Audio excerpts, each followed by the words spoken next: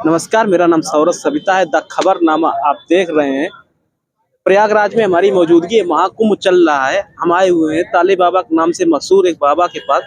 बहुत ही मशहूर है, ताले बाबा के नाम से मशहूर। उनसे बात करते हैं और महाकुंभ के बारे में समझते हैं, तैयारियों के बारे में पूछते हैं कि कैसे सरकार ने तैयारी की है। बाबा जी से बात करते हैं। तो अ, बाबा जी से हम लोग बात करेंगे अब। स्वागत है बाबा हमारे चैनल पे। बाबा जी, महाकुंभ के बारे में थोड़ा बताइए। हमारा चैनल द खबरनामा है, स्वागत है हमारे चैनल पे। सबसे पहले तो हमारा यही क्वेश्चन है आपसे कि ताले बाबा के नाम से आप क्यों मशहूर है?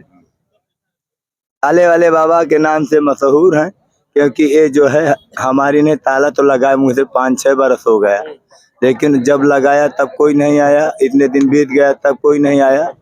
और ये अगर कुछ हुआ भी मशहूर किया तो ये गजानन की कृपा है। तो ये है। और ये आत्मिक साधना है।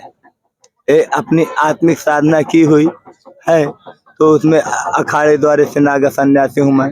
अटल अखाड़ा है। तो अटल साधना, अटल सिद्धि, अटल ज्ञान, प्रथम पूज गणेश जी हैं हमारे। तो हमें उस हिसाब से साधना कक्ष में हम तात्पर हैं कि जो भी हो वो सनातन सत्य हो, उसमें कोई मिलावट ना हो, कोई फरेब ना हो। जो भी कार्य करो उसे बिल्कुल 100% सत्य हो। जो गढ़ के न रह जाए वो निशानी कैसी, जिसको दुनिया दोबारा न दोहराए वो कहानी कैसी। तो जो भी परमात्मा के नाम पर हो, थोड़ा हो और सत्य हो, झूठा ना हो। तो मतलब वो कर सके, लेकिन कर कोई नहीं पाता है। अपनी अपनी श्रद्धा के अनुसार ही वहां तक पहुंच पाता है। तो अब कोशिश तो सब कोई करता है परमात्मा से मिलने की, कर्म करता है। तो इसी तरह कोई छोटा कर्म करता है, कोई बड़ा कर्म करता है, कोई एक बार में फिदा हो जाता है, सारे काट देता है, कोई धीरे धीरे राम राम करता है। किसी को काया राखे धर्म है, किसी को काया ही समर्पण धर्म है। बाबा, ताला बाबा नाम से आप मशहूर हैं। आप काला चश्मा भी लगाए हुए हैं, तो चश्मा भी एक ट्रेंडिंग बना हुआ है आपका प्रयागराज में। इस पर क्या कहना है? चश्मा देखिए, ये धुआं 26 दिसंबर से स्टार्टिंग है, चल रहा है। ये धुआं लकड़ियों का बहुत लगता है, तो इसलिए आंख में जो है लगा लिया और वो भी आकर्षण का केंद्र बन गया। तो ऐसा हम नहीं करते हैं। ये दिशाएं जब होता है, जब विधाता और प्रभु प्रसन्न होते हैं तो आपके गुण और आपकी क्रियाएं सभी सद्गुणी नजर आती हैं। और जब परमात्मा अप्रसन्न होते हैं तब वही क्रियाएं मान के चलो विपरीत दिशा का संकेत देती हैं। तो अगर कुछ हो रहा तो परमात्मा की कृपा है। मैं अपने लगन में हूँ, मुझे अपने मस्ती में, मैं तो धुआं के लिए लगाया हूँ, लेकिन तुम्हें देखने में आनंद आ रहा, मुझे खुशी हो रही है। तो इसी तरह परमात्मा मिला देता है। बशर्ते मेरा कोई निहोर नहीं है और परमात्मा का भजन करता हूँ, साधना में लीन हूँ, इस खुशी से लगाया हूँ। ना कोई स्टाइल है, ना कोई एक्टिंग है। महाराज जी, कितनी कठिन साधना है एक नागा साधु बनने की। इतनी कठिन प्रक्रिया से गुजरना पड़ता है। कठिन साधना, कठिन साधना तो है ही। जीवन संघर्ष में है, जीवन है संग्राम, मनवा जप ले हरि का नाम। तो संध्या के बेला है, डमरू बजा दिया, थोड़ा गजानन भगवान प्रसन्न हो गए। इसलिए जय जय गणपति गणेश जी की जय हो, गंगा मैया की जय हो, 33 कोट देवी देवताओं की जय हो, सभी सनातन धर्म प्रेमियों की जय हो, सभी की श्रद्धा भक्ति कर्म धर्म की जय हो। हर हर महादेव। जी महाराज जी, अध्यात्म को ही क्यों चुना आपने?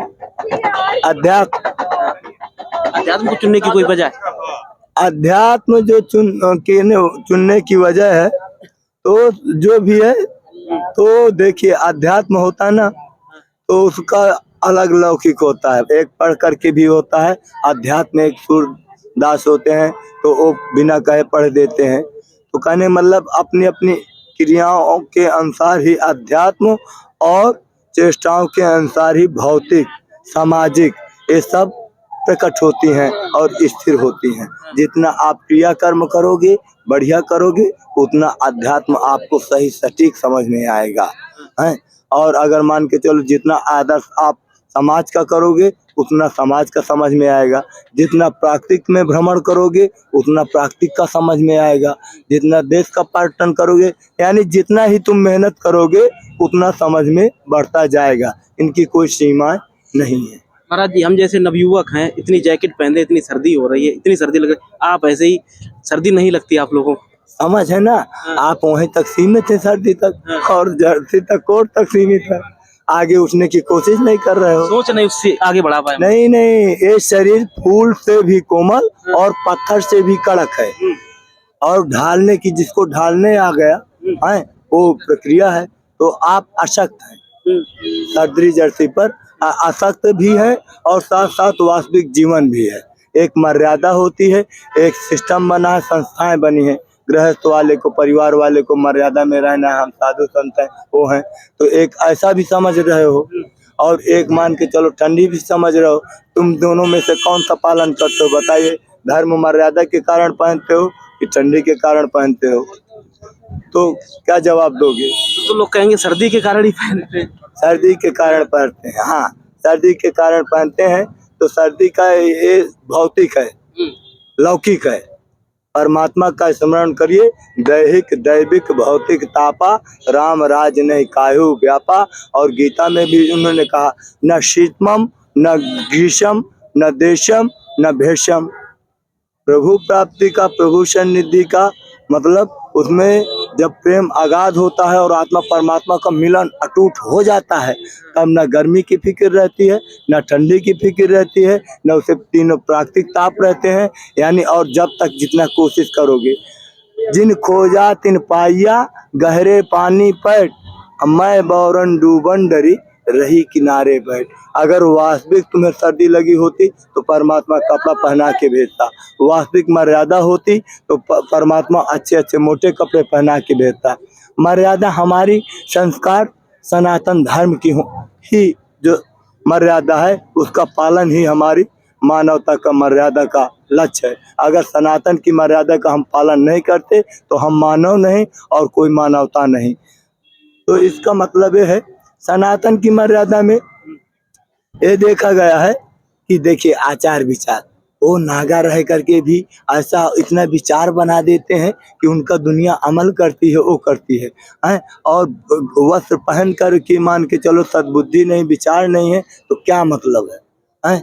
तो उसका पूर्ण लाभ होना चाहिए। अगर वह आप कोर्ट हो, वकील हो, और वही कोट पहने तो आपकी इज्जत है। आप गृहस्थ हो, उस हिसाब से पत्रकार हो तो उसी के हिसाब से डिग्रियां हैं, उसी के हिसाब से आपका भी एक कपड़ा का, संस्था का वो है, आधार है। तो इसी तरह हर एक संस्थाओं का आधार है, और हमारा सत्य संस्था का आधार है, तुम्हारा लौकिक संस्था का आधार है, पारिवारिक संस्था का आधार है, लज्जा संपदा का आधार है। तो ये सब अनेक प्रकार के हैं, लेकिन ये नहीं कि अनुचित है, सभी की जरूरत है, और सभी सनातन धर्म है। महाराज जी, हिंदू धर्म में ज्यादातर लोग अपने समुदाय की परंपराएं भूलते जा रहे हैं हिंदू संप्रदाय में, तो ऐसा क्यों हो रहा है? हाँ, इसलिए भूले जा रहे हैं ना, क्योंकि कुछ समय का प्रभाव, कुछ क्रियाओं का प्रभाव है। अगर हमारी समझ नहीं है, वो है, तो हम इसी तरह भूल ही जाएंगे, नहीं मानेंगे, नहीं जानेंगे। आज जो कोशिश करेंगे तो परमात्मा को पाएंगे। यहीं आकर के कहाँ नहाया होता है, कहाँ क्रिया कर्म किया होता है, लेकिन कोई कोई बिरला है करता रहता है, कोई कोई बीच में मर जाता है। तो हम साधु संत मान के चलो करते हैं, और ठंडी भी लग जाए, मर जाएंगे तो आत्मा कल्याण होगी तीर्थ स्थान में, बचे रहेंगे तो तुम्हें आशीर्वाद देते रहेंगे। तो अपने को कोई चिंता है नहीं कि मरे कि जिए।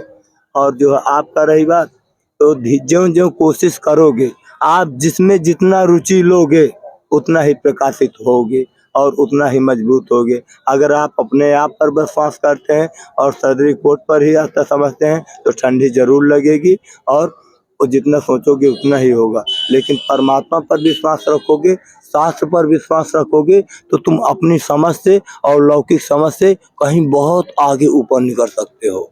हाँ जी, क्योंकि जो सनातन काल से ऋषि मुनियों ने बताया है, तो वह हिसाब से तो हमें ठंडी लगेगी और मोटा पहनेंगे, कमर ओढ़ेंगे। लेकिन वेद वाले में पढ़ा जाता है तो उसमें गर्मी और सर्दी नहीं रहती है, और कोई नहीं रहता, भूख प्यास भी नहीं रहती है। ऐसे ऐसे ऋषि मुनि हुए, करे पान गंगा कर नीरा, पर्वत संग समान शरीरा। पानी पी करके ही पर्वत के समान रहते थे, हवा खा करके रहते थे। तो अगर कुछ हो रहा, ठंडी हो रही है, तो समझो हमारी कमजोरी है, अभी हमारी कम पहुँच है, वास्तविक जीवन है। और ये सब होने के बाद भी आप मर जाते हैं, शमशान में जाते हैं, तब वो जीवात्मा जाती है। तो मम वंशे जीवलोके जीवभूतने सनातन मन खटिन्द्रियानि मन प्राकृत स्थान कर सती। जीवात्मा हमारी जो है अजर अमर है, लेकिन ये जो पंचभूतियां हैं, 5 भूतों वो प्राकृतिक है। कौन कौन? अग्नि, जल, हवा, पृथ्वी, आकाश, ये हमें यहाँ मिले हैं। तो इनके कारण हमें आगे पीछे होना पड़ता है और इनके कारण हमें दुख भोगना पड़ता है। इन्हीं के प्रभाव से मान के चलो, वो सब इन्हीं का प्रभाव है और कर्म का। वरना आत्मा अकर्म रहित है। अगर ये शरीर न हो तो क्या आत्मा कोई कर्म कर सकती है? मर जाता है, जीव निकल जाता है, कोई जानता है? नहीं, वो अदृश्य है। उसका एक वो है, जल से ऊपर निकलता है, पानी है स्थिर, तो उसे कहते हैं गंगा है। अगर उससे ऊपर बूंद निकलती है तो कहते हैं लहर है। तो इसी तरह हम एक लहर के समान है और उसी में जब मिल जाएंगे तब वो वास्तविक जीवन पा जाएंगे। तो कहने का मतलब ये है, जितना हम संघर्ष करेंगे और जितना वो करेंगे तो वास्तविक जीवन हमें संघर्ष करते जाना है भाई साहब। और करते करते करते परमात्मा से मिलन होगा, तब तक न तुम्हें मिलन हो जाएगा। देखिए, ये 5 स्थानों पृथ्वी जल से हमारा शरीर बना है। शरीर के द्वारा कर्म होते हैं और उन्हीं कर्मों के द्वारा अच्छा बुरा निर्धारित होता है। लेकिन आत्मा तो निष्कर्म है, आत्मा तो अदृश्य है, आत्मा अजर अमर है। नैनम छिदन्ति शस्त्राणि नैनम दहत पावकः न चैनम क्लन्न तापौ न शोषयति मातः।